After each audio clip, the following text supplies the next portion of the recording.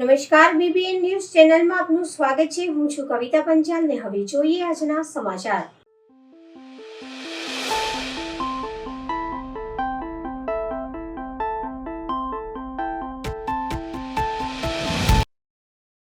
વડોદરાના પૂર્વ વિસ્તારમાં પાણીની લાઇનના જોડાણની કામગીરીને લીધે પ્રજાને 4 ટાઈમ પાણી નહીં મળે. વડોદરા શહેરના પૂર્વ વિસ્તારમાં પીવાના પાણીના પ્રશ્ન માથાના દુખાવા સમાન છે. ત્યારે આજવા સરોવરથી નિમિટા સુધી પાણીની નવી લાઇન નાખવામાં આવી છે. આજવાથી નીકળતી હાલની પાણીની લાઇન સાથે નવી મેનીફોલ્ડ મૂકવાની કામગીરી કરવામાં આવશે. માટે આજવા ઇન્વેવેલમાંથી પાણી પુરવઠો સંપૂર્ણ રીતે બંધ કરવાની જરૂરિયાત છે, જેથી શહેરના પૂર્વ અને દક્ષિણ વિસ્તારમાં 5 લાખ જેટલા લોકોને આગામી તારીખ 25મીએ સાંજે તથા 26ના બંને સમય સહિતના 27મીએ તંત્ર દ્વારા પાણી આપી શકાશે નહીં. ઉપરાંત તારીખ 27મીએ સાંજનું પાણી ઓછા પ્રેશર અને ઓછા સમય માટે આપવામાં આવશે, જેથી શટડાઉનની નક્કી કરાયેલ થયેલી તારીખ અગાઉ જે તે વિસ્તારના રહીશોને પાણીનો કરકસરથી ઉપયોગ કરવા અને પાણીનો સંગ્રહ કરવા પાલિકા તંત્ર દ્વારા જણાયું છે. ઉલ્લેખનીય છે કે આજવા સરોવરથી વધુ પ્રમાણમાં પાણી આપી શકાય એ અંગે પાણી પુરવઠા શાખા દ્વારા આજવા સરોવરથી નિમિટા સુધી નાખવામાં આવેલી નવી 1524 મીમી વ્યાસની લાઇનના આજવા સરોવરમાંથી નીકળતી હાલની લાઇન સાથે જોડાણ કરવાની અને નવી મેનીફોલ્ડ મૂકવાની કામગીરી કરવાની છે, જેથી આવા જોવાના મુખ્ય પ્રવાહમાંથી સંપૂર્ણ પાણી પુરવઠો બંધ કરવાની જરૂરિયાત છે, જેથી શહેરની પાણી ગેટ ટાંકી, નાલંદા ટાંકી, ગાજરાવાલી ટાંકી, બાપોત ટાંકી અને સયાજીપુરા ટાંકી ખાતે તથા સંખેડા, દસાલાડ, મહેશનગર, સોમાતલાવ, દંતેશ્વર, મહાનગર તથા નંદગામ સહિતના ઓનલાઈન બુસ્ટરોએથી આગામી તારીખ 25 મંગળવાર સાંજે અને બીજા દિવસે 26 બુધવારે સવારે અને સાંજે બંને વખત તથા 27 ગુરુવારે પાણી આપવામાં આવશે નહીં. આ દિવસ દરમિયાન આજવા ટાંકી અને લાલબાગ ટાંકી ખાતેથી કાપથી પાણી આપવામાં આવશે, જ્યારે 27 ગુરુવાર સાંજે સમયથી તમામ ટાંકીઓ અને બુસ્ટરના વિસ્તારોમાં ઓછા પ્રેશરથી અને ઓછો સમય પાણી આપવામાં આવશે. આમ શટડાઉનની નક્કી થયેલી તારીખો અગાઉના વિસ્તારના સ્થાનિક રહીશોને પાણીનો સંગ્રહ કરવા તથા પાણીનો ઉપયોગ કરકસરથી કરવા પાલિકા તંત્રના પાણી પુરવઠા વિભાગના કાર્યપાલક ઇજનેર દ્વારા જણાવ્યું છે. 25 તારીખે આવતા અઠવાડિયે મંગળવારે જે આજવાથી શટડાઉન લેવામાં આવેલું છે, જેમાં પૂર્વ અને દક્ષિણ વિસ્તારની ટાંકીઓમાંથી પાણી વિતરણ બંધ રાખવામાં આવશે. જેમાં ટાંકીઓ જોઈએ કે સયાજીપુરા ટાંકી, પાણીગેટ ટાંકી, ગાજરાવાડી ટાંકી, બાપોટ ટાંકી, નાલંદા ટાંકી. દક્ષિણ તરફ જોઈએ તો સોમાતલાવ બુસ્ટર, કપુરાઈ ટાંકી, દંતેશ્વર બુસ્ટર અને અંશતઃ રીતે આજવા ટાંકી અને લાલબાગ ટાંકી જેમાં અસર પામશે. શટડાઉન જે છે એ 48 કલાક માટે લેવામાં આવેલ છે. કામગીરી જે છે એ આજવાના એન્ટ્રી પોઈન્ટ પર લેવામાં આવેલ છે અને 48 કલાક એટલે કે 25 તારીખે કામગીરી સવારે 10 વાગ્યાથી શરૂ કરવામાં આવશે અને એ 48 કલાક બાદ 27 તારીખે પૂર્ણ કરવામાં આવશે. 25 તારીખે સાંજથી પાણી વિતરણ બંધ રહેશે, જે ત્યારબાદ 27 તારીખે સાંજથી પાણી વિતરણ જે પૂર્વવત કરવામાં આવશે. National Langdi Championship 2025-26 for boys and girls, rules and regulations which govern them, and with the desire to participate for the honor of our states and for the glory of sports. Jai Hind. Gujarat ક્રીડા મંડળ કીર્તિસ્તંભ ખાતે આજથી 15મી junior national લંગડી ચેમ્પિયનશિપનું ઉદ્ઘાટન થયું. વડોદરા શહેરમાં 100 વર્ષ બાદ વડોદરામાં લંગડી ટુર્નામેન્ટનું આયોજન કરવામાં આવ્યું છે. જ્યારે મેદાની અને દેશી રમતો ભૂલાઈ રહી છે, ત્યારે આ રમત પ્રત્યે બાળકોની રુચિ વધે તે હેતુથી આ 15મી જુનિયર નેશનલ લંગડી ચેમ્પિયનશિપનું આયોજન કરવામાં આવ્યું છે, જેમાં કુલ 12 રાજ્યના 18 જેટલી ટીમો ભાગ લીધી છે. આ ચેમ્પિયનશિપમાં કુલ 250 જેટલા ખેલાડીઓએ ભાગ લીધો છે. આ ચેમ્પિયનશિપ તારીખ 21, 22, 23 એમ 3 દિવસ યોજાશે. આ ઉદ્ઘાટનમાં આજે DSO Dinesh Kadam, bank of બરોડાના chief zonal officer Rajendra Mani ઉપસ્થિત રહ્યા હતા. આ સમગ્ર 15મી જુનિયર નેશનલ લંગડી ચેમ્પિયનશિપનું આયોજન યોગેશ મૂળને લંગડી એસોસિએશનને ગુજરાતના સેક્રેટરી છે. આયોજન દ્વારા સરકાર પાસે પણ લંગડી જેવી રમતોને પ્રોત્સાહન મળે તે માટે લંગડીને ખેલ મહાકુંભ તથા સાંસદ સ્પર્ધામાં સમાવેશ કરવામાં આવે તેવી માંગ કરી હતી. 1918માં હિન્દવી જય જીમખાનાની સ્થાપના થઈ, સયાજીરાવ ગાયકવાડ સરે કરી, એમાં લંગડીનું એને સ્થાન મળ્યું. અને કોઈ બી લંગડીની બીજી કોઈ ટુર્નામેન્ટ થાય તો એની જોડે લંગડીનું કમ્પલસરી આયોજન કરવામાં આવતું હતું. પછી ધીમે ધીમે એ લંગડીનો પ્રચાર પ્રસાર થવા લાગ્યો સ્કૂલમાં અને બીજી ઇન્સ્ટિટ્યૂટ્સમાં. અને પછી એ જુદા જુદા એસોસિએશનનું નિર્માણ થયું. પછી ટ્રેડિશનલ ગેમ તરીકે સ્કૂલોમાં ને એમાં રમવા લાગ્યું. પણ 2009માં લંગડી ફેડરેશન ઓફ ઇન્ડિયાએ જે નવા રૂલ્સ બનાવ્યા અને લંગડી ચાલુ થયું, એમાં પહેલાં કોઈ બી લેગથી લંગડી રમાતી હતી. હવે કમ્પલસરી બંને ઇનિંગમાં રાઈટ લેગ અને લેફ્ટ લેગ બે ઇનિંગમાં યુઝ કરીને નવી ડે રમાતી હતી. હવે નવી એ પ્રમાણે રમે છે. અને પહેલાં 15 ખેલાડીઓ રમતા હતા, હવે 15 ને 12 થઈ ગયા. એકદમ જૂના જમાનામાં લંગડી હાઈટ પ્રમાણે લેવાતી હતી, હવે junior group, senior group, sub junior group એ પ્રમાણે રહી છે. અને આ અહીં 15મી જુનિયર નેશનલ રમાઈ એ અમે હિસ્ટ્રી બનાવી છે કે પહેલી વખત 100 વર્ષ પછી પહેલી વખત અહીં વડોદરામાં લંગડીની નેશનલ રમાઈ છે. પણ અમને થોડો સરકાર તરફથી સપોર્ટ મળતો નથી, કારણ કે લંગડીને હજુ બધા જ ટીમોમાં, બધા જ સ્પર્ધામાં સમાવેશ કરવામાં આવે. એટલે અમે સરકારને પણ રિક્વેસ્ટ કરવાના છે કે લંગડીને બધી સ્પર્ધા, ખેલ મહાકુંભ, પછી સંસદ ખેલ સ્પર્ધા બધામાં એમને એ મળે, એમને એન્ટ્રી મળે એટલે લંગડીનો પ્રચાર પ્રસાર વધારે થશે. અહીં 14 સ્ટેટના બોયઝ એન્ડ ગર્લ્સ મળીને લગભગ 19 ટીમ આવી છે. અને એમાં 250 જેટલા ખેલાડીઓ રમશે. 21, 22, 23 આ 3 દિવસ આ ટુર્નામેન્ટનું આયોજન થયું છે. આજે સાંજથી આવતીકાલે અને પરમ 3 દિવસ બધાનું રહેવાનું, જમવા બીમવાનું બધો જ એ ખર્ચો ગુજરાત લંગડી એસોસિએશન કરશે. અને ટુર્નામેન્ટ સારામાં સારી થશે એવી અમને આશા છે. અને લાસ્ટ ટાઈમ જે અમારી ટીમ આ જુનિયર ગ્રુપમાં ચેમ્પિયન થઈ હતી, આ વખતે પણ ફરીથી અમે ચેમ્પિયન થવાનું પ્રયત્ન કરીશું કે જેનું ગુજરાતનું નામ ઓર રોશન થશે. યોગેશ મુલે. આજે વડોદરાના GKM ગ્રાઉન્ડ પર ગુજરાત સ્ટેટ લંગડી એસોસિએશન દ્વારા 15th જુનિયર નેશનલ લંગડી ચેમ્પિયનશિપનું આયોજન કરવામાં આવ્યું છે. આ લંગડી સ્પર્ધા 3 દિવસ ચાલશે. સમગ્ર ભારતમાંથી ભાઈઓ અને બહેનોને મળીને કુલ 19 ટીમે અહીંયા ભાગ લીધેલ છે. કેટલા ખેલાડીઓ? 19 ટીમો છે, એટલે અંદાજિત 250 જેટલા ખેલાડીઓએ ભાગ લીધો છે.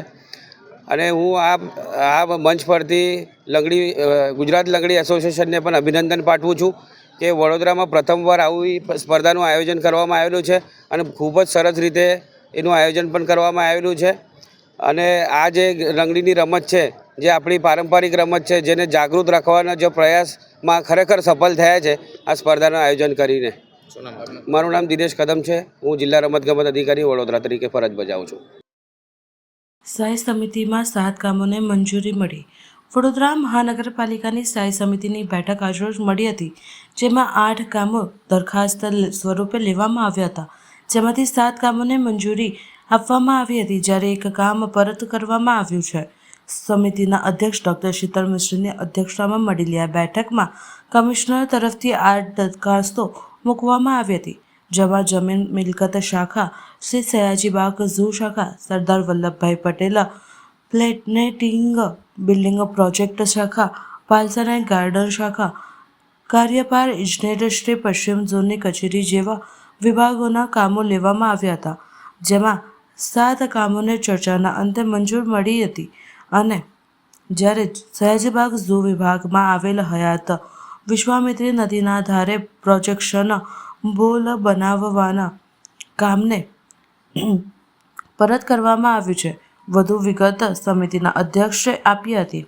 આજે સ્થાયી સમિતિમાં ટોટલ 8 દરખાસ્તો મૂકવામાં આવી હતી, જેમાંથી 1 પરત કરવામાં આવી છે અને 7ને મંજૂર કરવામાં આવી છે.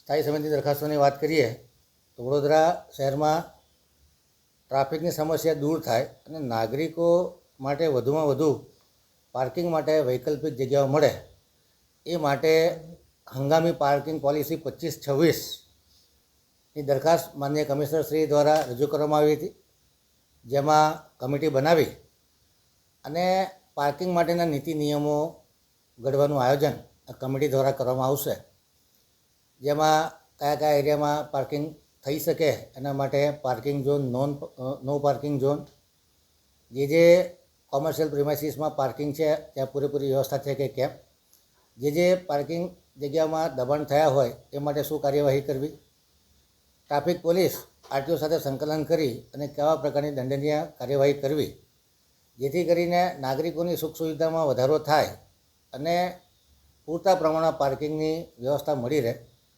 વડોદરા મહાનગર દ્વારા અલગ અલગ વોર્ડના જે પ્લોટો છે એમાં પણ પેન્ટ પાર્કની સુવિધા ઊભી કરી શકાય, બ્રિજ નીચે પેન્ટ પાર્કની સુવિધા ઊભી કરી શકાય, મલ્ટી લેવલ પાર્કિંગ માટેની જગ્યા આઈડેન્ટિફાઈ કરીને મલ્ટી લેવલ પાર્કિંગ ઊભા કરી શકાય.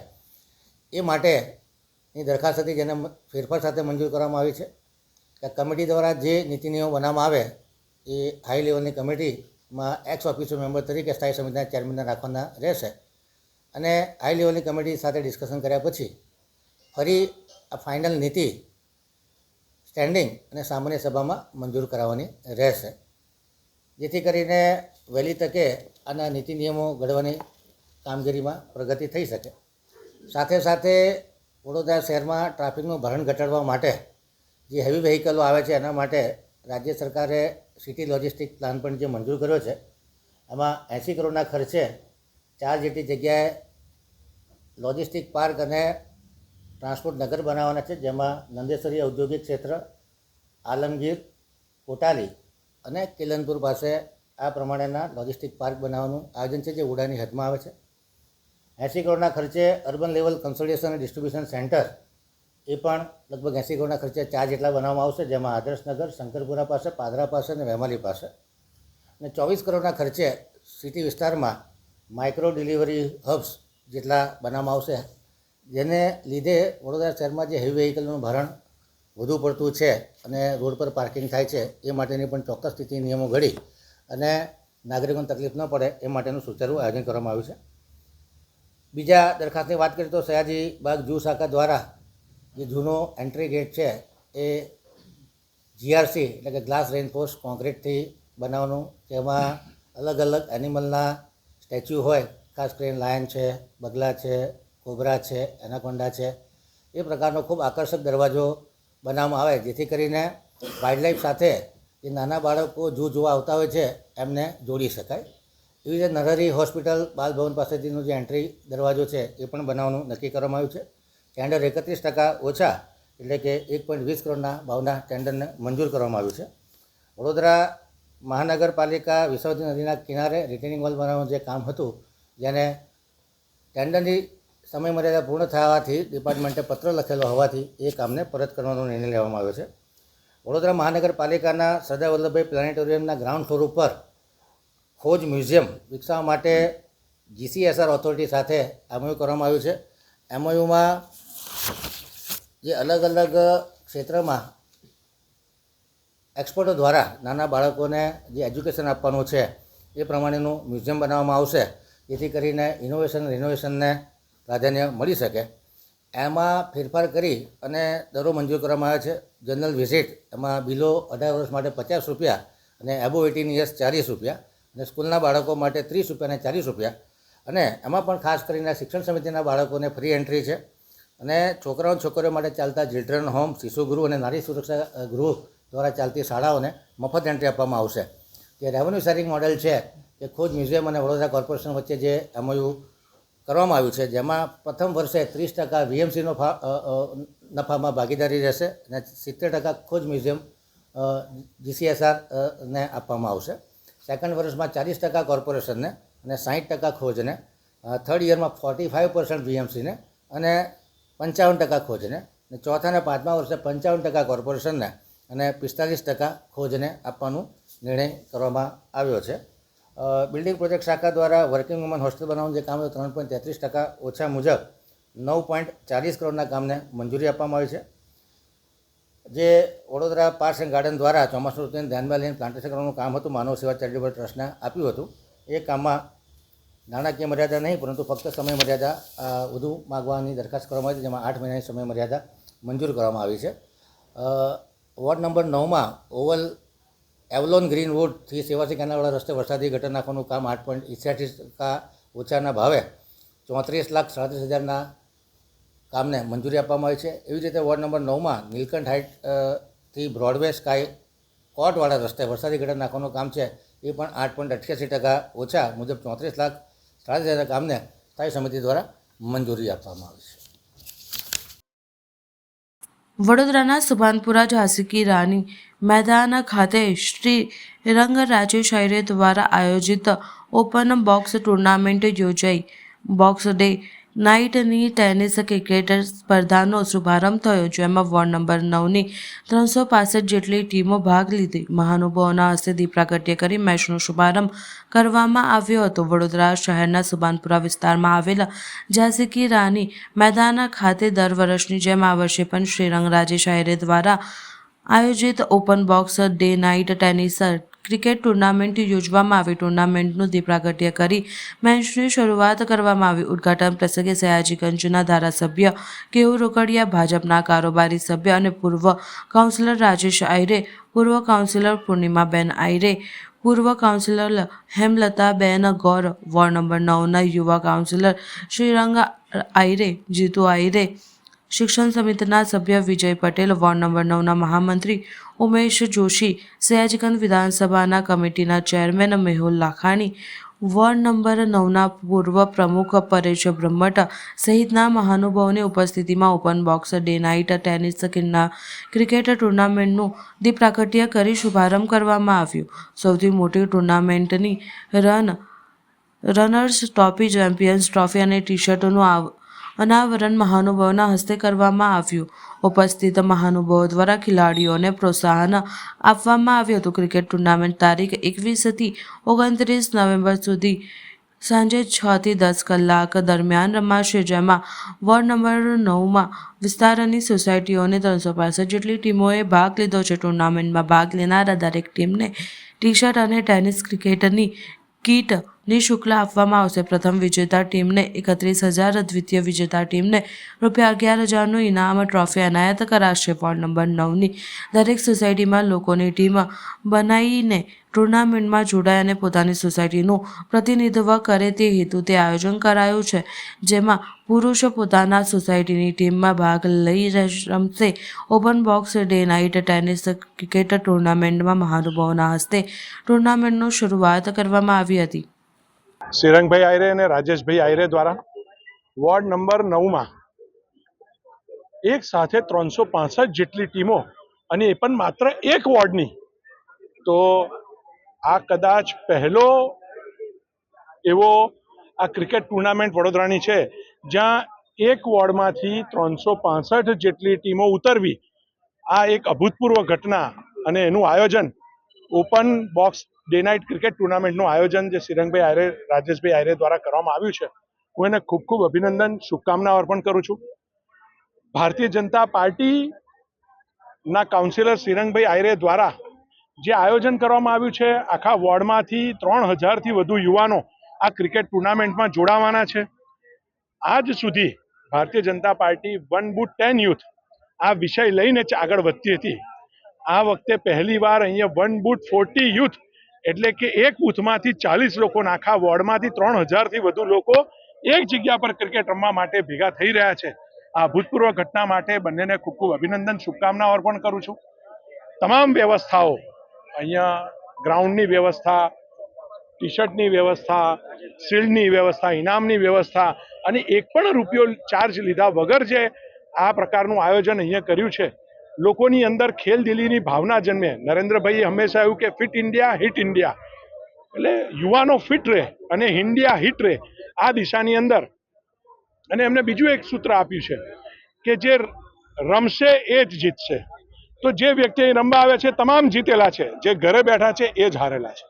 તો આ જે યુવાનો અહીંયા રમવા માટે ઉપસ્થિત થયા છે, પોતાના જીવનમાં કોઈને કોઈ એક ખેલને જેમને જીવનનો ભાગ બનાવ્યો છે, અંગ બનાવ્યું છે, આ તમામ જીતેલા લોકોના માટે અને એને ભારતીય જનતા પાર્ટી સાથે કનેક્ટ કરવા માટે જે આ ક્રિકેટ ટુર્નામેન્ટનું આયોજન કર્યું છે, હું ફરી એકવાર શ્રીરંગભાઈ આયરે, રાજેશભાઈ આયરે અને એમની ટીમને ખૂબ ખૂબ અભિનંદન, શુભકામનાઓ અર્પણ કરું છું.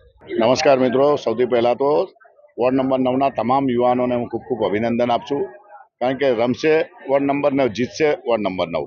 તો જુઓ છો કે આજે 3000થી પણ વધારે વોર્ડ નંબરના યુવાનોના દરેક યુવાનો આજે રમવા માટે તૈયાર થઈ ગયા છે, રજીસ્ટ્રેશન થઈ ગયા છે, આજનું ઇનોગ્રેશન પણ થઈ ગયું છે.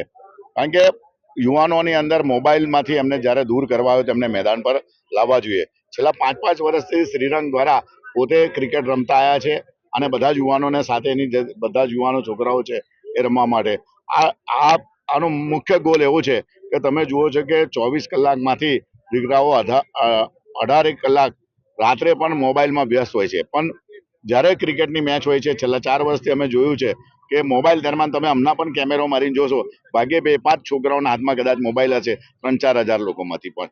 તો આ એક વસ્તુ છે. સાથે સાથે આ વિસ્તારની સંગઠન સાથે સાથે અને આમાં કોઈ પણ જાતની ફી નથી, કોઈ નિઃશુલ્ક છે. દરેક છોકરાઓ રમશે, દરેક છોકરા જીતશે. જે હારશે એને પણ અમે ક્રિકેટની કીટ આપવાના છે, દરેક છોકરાઓને ટી-શર્ટ આપવાના છે. અને એના કરતાં પણ વધારે 4-4 વર્ષથી આ ક્રિકેટ કીટમાં કોઈ પણ જાતના કકડાટ વગર હર હંમેશા છોકરાઓ અમને સપોર્ટ કરે છે. આ વિસ્તારના દરેક યુવાનો હર હંમેશા અમારી સાથે સુખમાં પણ રહ્યા છે, દુઃખમાં પણ રહ્યા છે.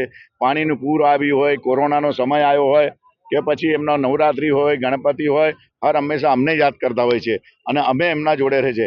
એટલે આ વોર્ડ નંબર 9 એ અમારું પરિવાર છે. એટલે પરિવારનો દીકરો હોય, પરિવારની દીકરી હોય, પરિવારના યુવાનો હોય, પરિવારના વડીલો હોય, વડીલોને ફરવા લઈ જવાનું, બહેનોને યાત્રાઓ કરાવવાની, છોકરીઓને બી ફરવા લઈ જવાનું, પિક્ચરો બતાડવાના, સાથે સાથે એમને એજ્યુકેશન જોવાનું, વિદ્યાર્થીઓનું સન્માન, એમનો સુંદરકાંડ, ગણપતિ, નવરાત્રિ, સાથે સાથે સ્પોર્ટ પણ જરૂરી છે. તો આ સ્પોર્ટ સાથે પણ 3000 લોકો જોડાયા છે. સૌ યુવાનોને આજે અભિનંદન પાઠવું છું અને શ્રીરંગને પણ એની સમગ્ર ટીમ, ફક્ત રાજેશ આયરે કે શ્રીરંગ આયરે નથી, ખૂબ મોટી 100 જણની અમારી ટીમ છે કે દર વખતે આવા કાર્યક્રમોની અંદર હોય છે. આજે સયાજીગંજ વિધાનસભાના અમારા ધારાસભ્ય શ્રી કેવીરભાઈ રોકડિયાની સાથે એમને આજે ઉદ્ઘાટન કર્યું છે. ધર્મેશભાઈ પંચાલ, અમારા શિક્ષણ સમિતિના સભ્ય, અમારા વિજયભાઈ માસ્તર, એવું મેહુલભાઈ લાખાણી અને સમગ્ર ભારતીય અમારા આ વિસ્તારના સૌ અગ્રણીઓ દ્વારા અને ખાસ કરીને યુવાનોને ખૂબ ખૂબ અભિનંદન પાઠવું છું.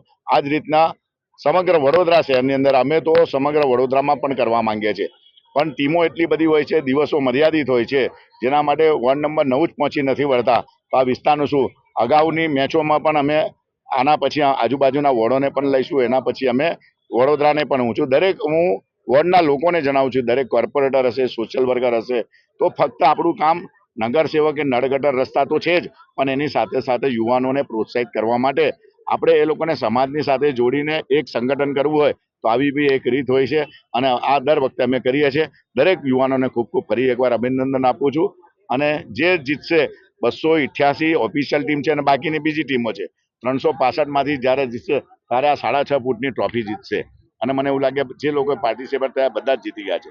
સૌને અભિનંદન. વંદે માતરમ. જય સાંઈનાથ. રમશે વોર્ડ નંબર 9, જીતશે ward number 9. Open box day night tennis cricket ટુર્નામેન્ટનો નિઃશુલ્ક આ ટુર્નામેન્ટનું આયોજન કરવામાં આવ્યું છે. જે ટુર્નામેન્ટની અંદર ભાગ લેનાર તમામ ટીમોને અહીંયાથી નિઃશુલ્ક અહીંયાથી ક્રિકેટની કીટ આપવામાં આવશે. એવી જ રીતે જે ટી શર્ટો છે એ તમામને અહીંયાથી નિઃશુલ્ક આપવામાં આવશે. આ ટુર્નામેન્ટની અંદર કોઈપણ પ્રકારની ફીસ લેવામાં નથી આવી અને એવી જ રીતે વોર્ડ નંબર 9ની તમામ સોસાયટીઓ આ ટુર્નામેન્ટની અંદર ભાગ લે તે હેતુસર આ ટુર્નામેન્ટનું આયોજન કરવામાં આવ્યું છે. આ ટુર્નામેન્ટની અંદર આપ જુઓ કે તમામ જે બોમ્બે સ્ટાઇલ ક્રિકેટની અંદર આ ટુર્નામેન્ટનું આયોજન કરેલું છે. બાઉન્ડ્રીની બહાર ડાયરેક્ટ બોલ જાય તો તે આઉટ કહેવાય છે, પણ બાઉન્ડ્રીને જો બોલ વાગે તો 6 કહેવાય. તે સાથે જે બોમ્બેની અંદર જે રમાતી જે પ્રથમ રમાવાની જે સ્ટાઇલ શરૂ થઈ હતી કે જે નાના ગ્રાઉન્ડની અંદર રમાય, મને 2-3 મિત્રોએ પૂછ્યું કે કેમ બોમ્બે સ્ટાઇલ જ, પોતાની વડોદરાની સ્ટાઇલ કેમ નહીં, કેમ કે વડોદરાએ તો આટલા બધા ખેલાડીઓ આપ્યા છે. પણ ત્યારે મને એમને કહેવું પડ્યું કે બોમ્બે સ્ટાઇલ એટલે કે આપણાને સચિન અને દ્રવિડ જેવા ખેલાડીઓ પણ જોઈએ છે કે જે ગ્રાઉન્ડ શોટ રમીને લાંબા 3-4 દિવસ સુધી આ ટુર્નામેન્ટ એટલે કે મેચો રમી શકે. એટલે કે ગ્રાઉન્ડ શોટ રમવા પણ જરૂરી છે. 460 મેચ ક્યારેય નથી જીતાતી, એક એક રન ભેગો થાય ત્યારે મેચ જીતાતી હોય છે. અને એ જ રીતે આજે બોમ્બે સ્ટાઇલ ટુર્નામેન્ટનું આયોજન કરેલું છે. આવેલા તમામ મીડિયા મિત્રોનો હું ખૂબ ખૂબ આભાર માનું છું. ભાગ લીધેલા તમામ જે ટીમો છે, જે સોસાયટીના મેમ્બર્સ છે, મારા મિત્રો છે, તેમનો પણ હું ખૂબ ખૂબ આભાર માનું છું. સાયનાથ એજ્યુકેશન ચેરિટેબલ ટ્રસ્ટના અમારા તમામ વડીલોનો પણ હું આભાર માનું છું.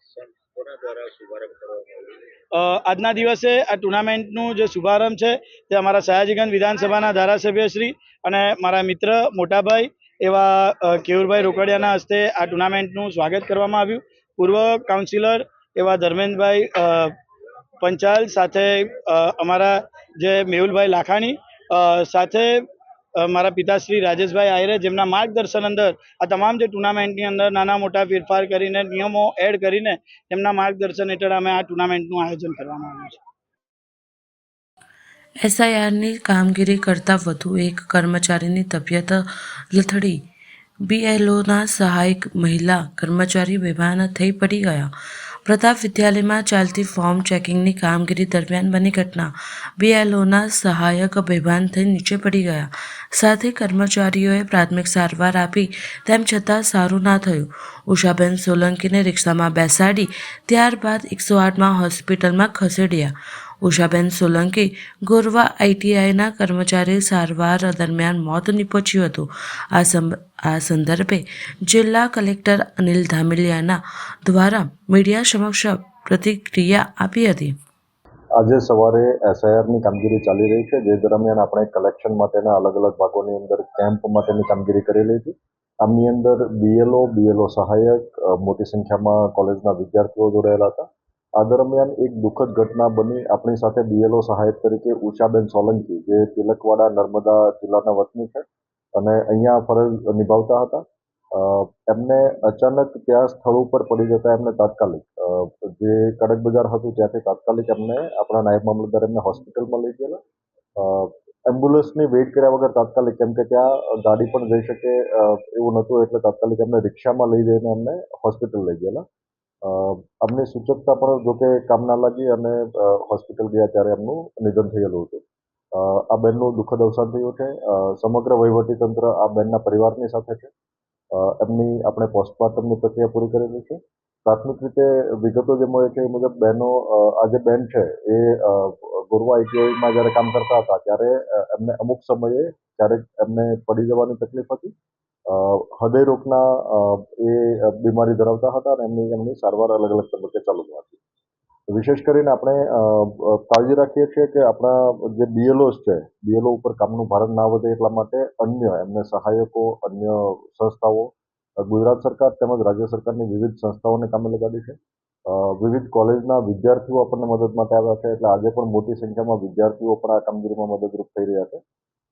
આપણે પણ પ્રયત્ન કરીએ છીએ કે તમામ શાંતિથી કામગીરી કરી શકે. બેન પણ છેલ્લા 4 દિવસથી જોડાયા ત્યારથી બખૂબી કામગીરી નિભાવી રહ્યા છે. વધારે એ કામગીરીનો સ્ટ્રેસ પણ નથી. ડેટા એન્ટ્રીની કામગીરી કરીને ત્યાં જ બેસીને કામગીરી કરે છે. સાંજે સામાન્ય રીતે 6 વાગે ઘરે જતા હતા. ગઈકાલે પણ સાંજે 6 વાગ્યા સુધી કામ કરીને બેન ઘરે ગયેલા હતા. આજે સવારે જ્યારે આવ્યા ત્યારે એમની તંદુરસ્ત હતા અને કામગીરીમાં લાગી ગયેલા હતા. પણ અચાનક એમને મોટા ભાગે જે પ્રાથમિક રીઝન આપણને પોસ્ટમોર્ટમમાં જાણવા મળ્યું છે, હાર્ટ એટેકથી એમનું મૃત્યુ થયું છે. વિશેષ કરીને આપણી આગળ જે વિગતો છે એ મુજબ એમાં 3 વ્યક્તિઓ, એમના સુપરવાઇઝર, એમના સ્ટોર કીપર અને સાથોસાથ આ બેન જે સિનિયર ક્લાર્ક તરીકે ગોરવા આઈટીઆઈમાં ફરજ નિભાવતા હતા, એ ત્રણેયના નામ આસિસ્ટન્ટ તરીકે હતા.